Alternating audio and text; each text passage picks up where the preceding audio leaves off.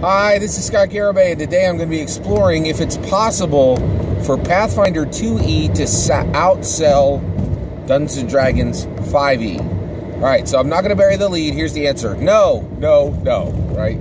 But it's worth discussing why that answer is the way it is. Alright, so, and what is the possibility? So let's actually get even further, like, I think no, Pathfinder 2E is not going to outsell Pathfinder Dungeons & Dragons 5E, but I will absolutely admit that there's a percentage chance. That percentage chance is 1%, and I'll talk about why that 1% is there as well. But let's talk about this. So one of the reasons why I'm talking about this today is I have been absolutely fascinated by the Pathfinder 2E discussion. Now, I think one of the things that's interesting is I have very little interest in looking at what Paizo is actually doing, and the reason, with Pathfinder 2E, because I really feel they're an iterating company. They iterate. They don't really innovate, and I really have very little interest in iteration. I really have a lot of interest in innovation. Now, in rules, I think Paizo iterates in their rule set. They are actually incredibly innovative in their product line, and what they introduce as a product line. And, this topic of Pathfinder 2E truly is incredibly interesting to me because it brings out all these really fascinating aspects of the TRPG hobby, the tabletop role-playing game hobby. So one, Paizo has done a tremendous job they have made absolutely wonderful products for Dungeons & Dragons players, right? And they have these really wonderful map folios. They look almost like large postcards, and you buy them in these little packs, and then you can put them out. They're fantastic. I've used them.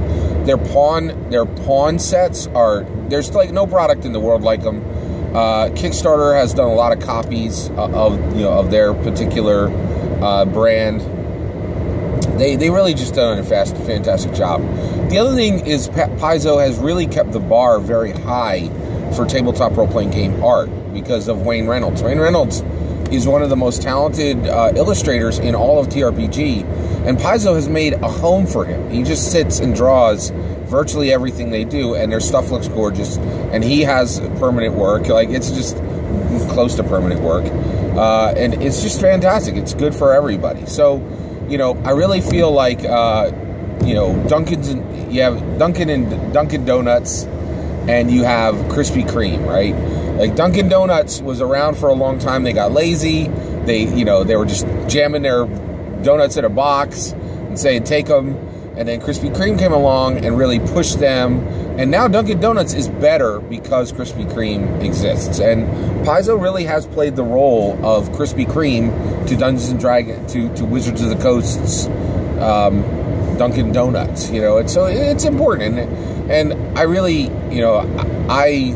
I really think it's interesting to really look at Pathfinder 2E in depth, particularly the meta. So, like, I actually have very little interest of what's in that game because I think there's almost no probability that they're going to do anything exciting. And the reason why is Pathfinder's community is in my opinion, the most grognardiest, basically most new edition resistant community that there is possible to be at scale within tabletop role-playing games. That the game was literally birthed from a group of people who said no to the newest Dungeons & Dragons edition.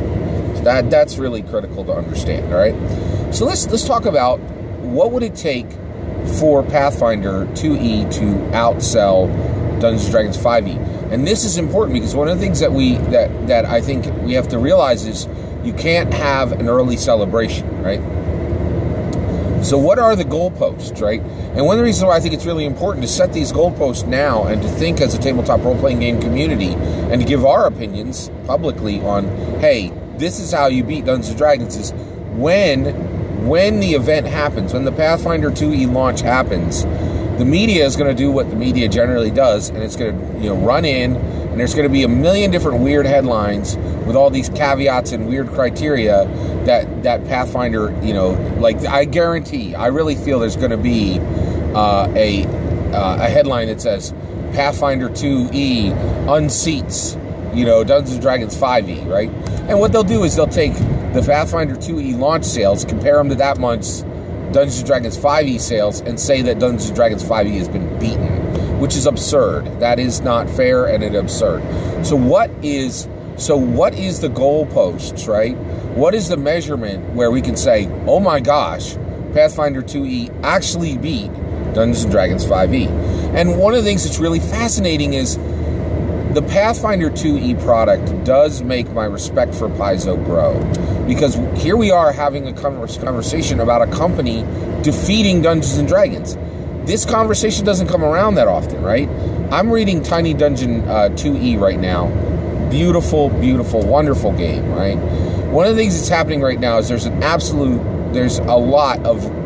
really, okay, if you're not aware of this, there is a renaissance in D&D reduxes. These games that are like a simplification of Dungeons & Dragons. There's some incredibly good ones out there. Index Card RPG, absolutely fantastic. It's super good. Tiny Dungeon 2e, wonderful. Absolutely wonderful little game, right? Maze Rats, by Questing Beast, slamming copy of, slamming copy of Dungeons & Dragons. There's just a lot of great D&D Redux games out there. Really, really solid, right? But Pathfinder, but Dungeons & Dragons 5e is currently being sold and has had a lot of, success, right? So what are the goalposts for actually defeating Dungeons & Dragons 5e? And here it is. Let's set it down, okay? If Pathfinder 2e outsells Dungeons & Dragons 5e launch sales, right? And what I mean by that is the sales within the first month, okay? So that I would consider its sales in the first month, its actual launch numbers. Now, I'll tell you right now, no, that is not a public number, right? I've never, studied TRPGs in depth. It's my main hobby, right? And I have never, ever, ever seen anyone give even an estimate on how many D&D 5e books were sold in the first month. But Pathfinder 2e is coming up, and everybody wants to know the answer to this. Did Pathfinder 2e defeat Dungeons & Dragons 5e? So I think right now we have a lot of smart people within this community. Somebody should put that number down, right? As far as, okay, how many Barnes & Nobles are there? What's the average order for Barnes & Nobles for a new Dungeons & Dragons edition, right? And then, get an extrapolation and then do another 20-30% for the indie FLGSs that sold that out there. And that's it. And then also, how many copies were sitting there ready for sale through Amazon, right? But that's my point, is in order for Pathfinder 2e to actually defeat 5e, the real goalpost is how many physical copies of the book were sold on launch, in the first month. And that's a real, and so if Pathfinder 2e outsells even the estimates of of Dungeons & Dragons 5th edition, I will declare Pathfinder 2e the winner, and I think the TRPG community should acknowledge them as the winner. And I really want to talk about this, that's why I'm talking about this today, is I really think it's amazing that we're having this discussion, that, that Dungeons & Dragons 5e is under threat for being the top tabletop role-playing game in the world, right? That there is a competitor, and Paizo serves as a competitor. And that is really, really interesting. And one of the reasons why it's interesting is, it's been 10 years, since Pathfinder's been out. And there were, and during the 4th edition years, Pathfinder really gave D&D 4e a lot of trouble, right? And here we see Paizo emerging as a major competitor again. Now, why is there that 1% chance? Now, here's the reason why, okay? Paizo is a tremendous company. They really are. And Pathfinder is a cool game. But Dungeons & Dragons is so much bigger than Pathfinder, and here's why, right? Dungeons & Dragons is a cultural icon. It's Americana. It's a cultural icon, okay? So what do I mean by that, right? Well, there are things that push the Dungeons & Dragons game that simply don't push the Pathfinder game, right? So let's just talk about it. Right now, what really grows the hobby is when new people come into the hobby, right? It's nice to have people who have been playing for a long time, but what you really want for a healthy hobby is you want new people to be coming into the hobby. Well, what brings new people into the Dungeons & Dragons hobby, into playing Dungeons & Dragons specifically, right? Dungeons & Dragons, not Pathfinder, just Dungeons & Dragons. A lot of shows, right? Community did an entire show dedicated to playing Dungeons & Dragons. Freaks and Geeks did an entire show dedicated to playing Dungeons & Dragons. Dexter's Lab did an entire show dedicated to playing Dungeons & Dragons. Teen Titans Go has an entire episode dedicated to, and these are all episodes, had an entire episode dedicated to playing Dungeons & Dragons. So these are shows that exist where a non-Dungeons & Dragons, Stranger Things has a ton of emphasis on Dungeons & Dragons. That's 5 distinct shows. Those shows have nothing to do with Dungeons & Dragons, right? But somebody who's a DC fan can become a Dungeons & Dragons fan because they watched Season 3 of Teen Titans Go and the one episode where they talked about it. Somebody could be watching through Dexter's Lab and become a Dungeons & Dragons fan. Somebody could be watching through Dan Harmon's Community and become a Dungeons & Dragons fan. Someone would be watching through Stranger Things and become a Dungeons & Dragons fan. What show can somebody watch and then become a Pathfinder fan? Goose egg. And so that's the issue is Paizo, there's, you really want to root for them. They really are the underdog. It's really nice what they're doing.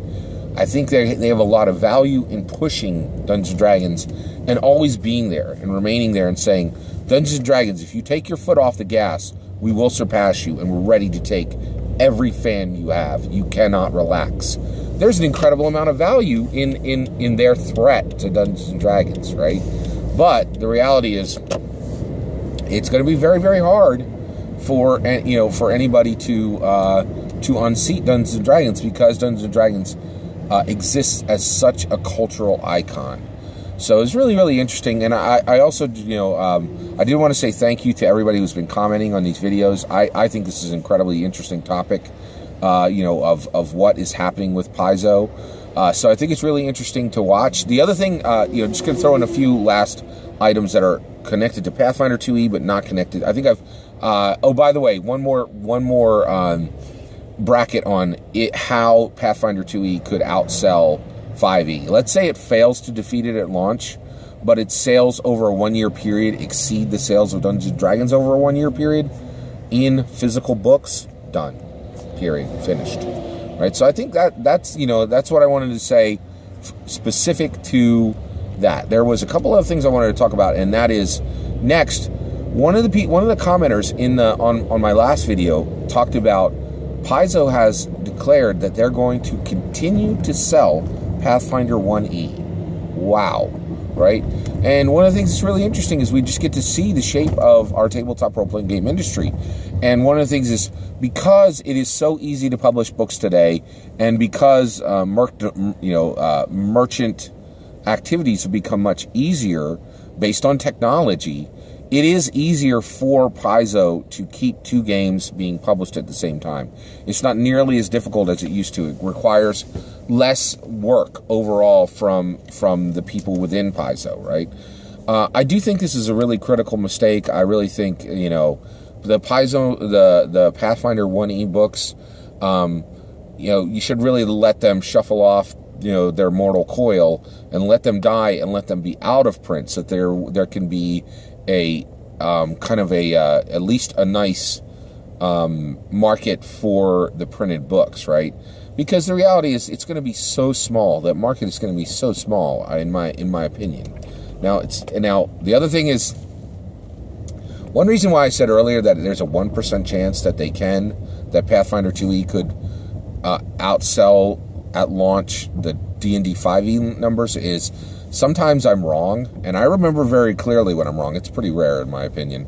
But I was very, very wrong about Deadpool. I thought Deadpool would be a failure. I thought it wouldn't even make his money back. I was completely wrong about that, right? So I always realized that there's a possibility I'm wrong. And, and so that would be, I don't think there's almost any possibility that that Pathfinder 2e can outsell Dungeons & Dragons 5e, but I think there's a 1% chance because I've been wrong in the past. So it's it's really interesting. I really think it's a mistake on the part of Paizo to continue to sell 1e. I really think they should just let it go out of print. And that way the people, that would be the one thing they could do for the people who own those books, because the books could go up in value. That's the other thing that's going to be super fun about 2e is we're just going to get to watch 2e's, Paizo's decisions every step of the way, and we can see how the community responds to it, right? And that's really interesting too, is just how the community responds. The other thing that I'm really curious of is they're going to have to, Paizo is going to run this gauntlet of how do you not enrage your current fan base and at the same time bring in the best ideas from the TRPG community, the design community. And so I'm really curious, what's going to come into their games and what's going to make it through. Really, really fascinating. And I just wanted, and thank you guys for continuing to watch, and I really appreciate your awesome comments. Have a great day.